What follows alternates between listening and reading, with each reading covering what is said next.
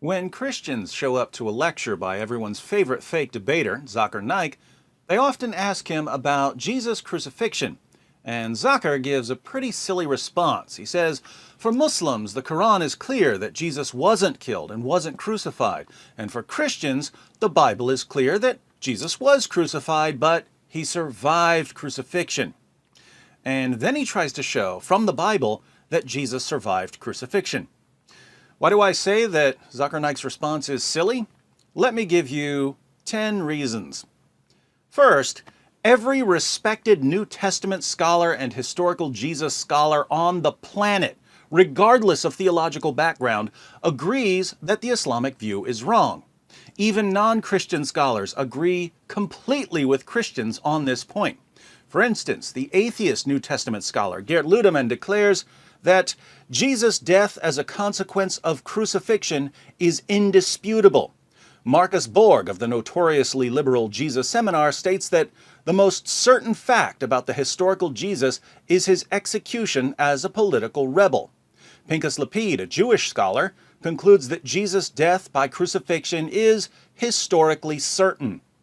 According to Paula Fredrickson, a convert to Judaism who specializes in historical Jesus studies, the single most solid fact about Jesus' life is his death. He was executed by the Roman prefect Pilate on or around Passover in the manner Rome reserved particularly for political insurrectionists, namely crucifixion. And since so many Muslims are becoming fans of Bart Ehrman because they think Ehrman agrees with them on anything, I should note that Ehrman writes, one of the most certain facts of history is that Jesus was crucified on orders of the Roman prefect of Judea, Pontius Pilate. As a general rule, when every expert in a field rejects your theory, probably time for a new theory. This means you, ذاكر. Second, all of our early sources declare that Jesus died by crucifixion. Even the sources ذاكر Naik quotes when he's trying to deceive his listeners plainly declare that Jesus died. For instance, Mark 15:37 says that Jesus breathed his last on the cross. He obviously didn't breathe his last if he went on living. Matthew 27:50 tells us that Jesus yielded up his spirit. Luke 23:46 reads, and Jesus, crying out with a loud voice, said, Father, into your hands I commit my spirit. Having said this, he breathed his last. John 19:30 says that Jesus bowed his head and gave up his spirit.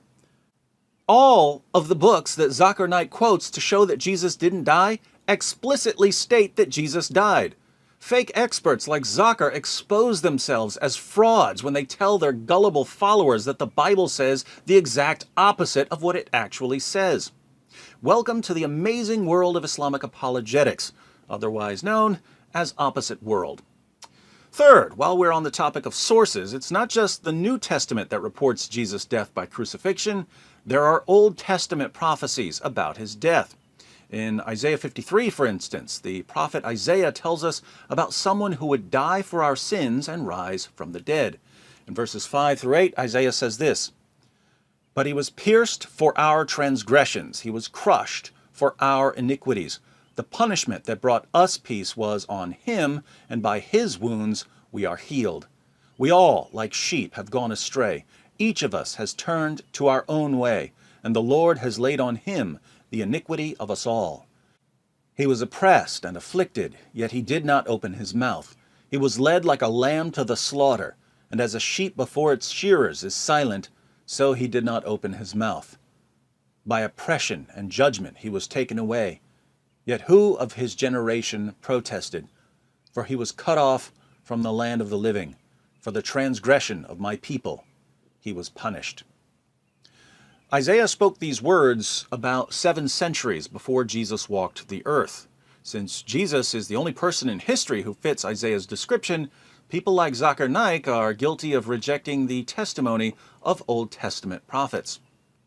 Fourth, Jesus predicted his own death in the same books that ذاكر Naik quotes. In the Gospels, Jesus repeatedly says that he's going to die. Mark 9:31 says that Jesus was teaching his disciples and telling them, "The Son of Man is to be delivered into the hands of men, and they will kill him. And when he has been killed, he will rise 3 days later." ذاكر Naik's favorite book to quote when he defends his delusional view of Jesus' crucifixion is the book of Matthew. But in Matthew 17:22-23, Jesus declares, "The Son of Man is going to be delivered into the hands of men, and they will kill him, and he will be raised on the third day." Somehow, when fake debater ذاكر Naik reads about Jesus saying that he's going to be killed, he thinks Jesus is saying that he's not going to be killed. I hope ذاكر doesn't live the rest of his life like this. I mean, when he's walking down the street and he gets to an intersection and the sign says, "Don't walk," does he think to himself, "Don't walk, it must mean walk," and start walking across the intersection? That's how he reads the Gospels. Fifth, also in ذاكر Naik's favorite book to quote when he's claiming that Jesus never died, an angel at the empty tomb of Jesus says that Jesus has risen from the dead. In Matthew 28:5-7, an angel says to a group of women who had come to visit Jesus' tomb, "Do not be afraid, for I know that you are looking for Jesus, who has been crucified. He is not here, for he has risen, just as he said. Come, see the place where he was lying. Go quickly and tell his disciples that he has risen from the dead." Oh, let me guess. When the angel says that Jesus has risen from the dead, he really means that Jesus never died, because angels always say the opposite of what they mean, according to the ذاكر Naik method of scriptural interpretation. Sixth, Jesus' followers claimed that he had risen from the dead because he appeared to them after his crucifixion. But if ذاكر Naik is right, and Jesus actually survived Roman crucifixion, he would have been so horribly mangled and disfigured that no one would ever have concluded that he had risen from the dead. Jesus wouldn't have been able to walk for months. His skin and his back muscles would have been torn to shreds. His wounds would have been badly infected. If Jesus had appeared to the apostles in that state, they would have been yelling for a doctor, not proclaiming his resurrection as the foundation of Christianity. Now, ذاكر once studied medicine, so he should know this, unless, of course, he read his med school textbooks the same way he reads the Gospels, in which case, I'm glad he's not practicing medicine. Seventh, the traditional Islamic theory here is that Allah rescued Jesus by disguising someone else and having this other person crucified. The only appealing feature of this theory is that Jesus was rescued from harm. He wasn't crucified. The theory is flawed in every other conceivable way, but at least Jesus wasn't hurt. That's something. But ذاكر Naik's theory doesn't even have that going for it. According to ذاكر, the Romans tortured Jesus and nailed him to a cross, and Allah allowed it for no reason. Christianity teaches that Jesus suffered and died, but that there was a point to his suffering and death.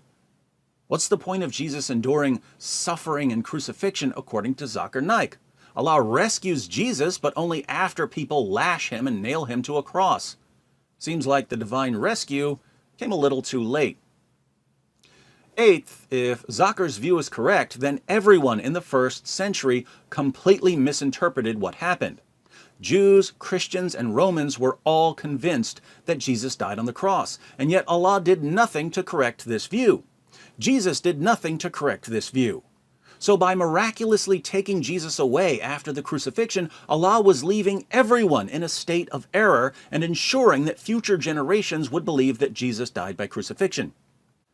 Since Jesus' death by crucifixion is foundational to Christianity, Allah helped start Christianity by misleading people about Jesus' death. No wonder ذاكر feels so comfortable misleading people. He gets it from his God.